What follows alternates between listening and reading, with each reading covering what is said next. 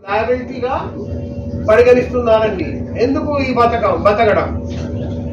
ఆ పరిస్థితులు మిమ్మల్ని చూస్తే అటువంటి వ్యక్తులకు కూడా బతకడానికి ఒక ఇచ్చ, ఒక ఆలోచన వస్తుంది. చూడండి,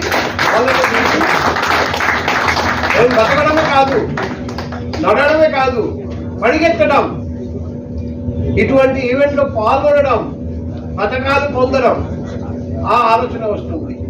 అందుకే నేను చెప్తున్నా, మీరు ఈరోజు సీనియర్ సిటిజన్స్ కి రోల్ మోడల్, రేపు మన దేశంలో అందరికీ రోల్ మోడల్ గా ఉంటారని నేను చెప్తున్నా. సభలో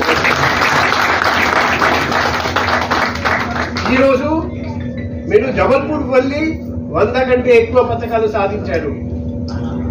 రేపు వేరే దేశానికి వెళ్ళి గెలుపు సాధించి